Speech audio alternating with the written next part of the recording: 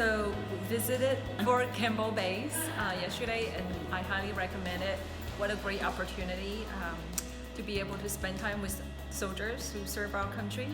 And during the tour, we got to visit the aquatic center, and we saw the simulation of water survival skills.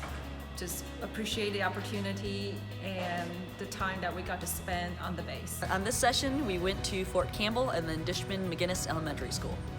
Favorite part of this session, I had two favorite parts, hope that's okay.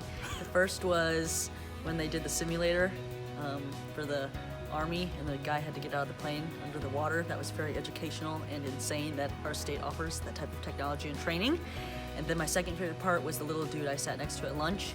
He's super awesome and he also wants to join the Army, so I showed him that video and it came full circle. I thought that was awesome.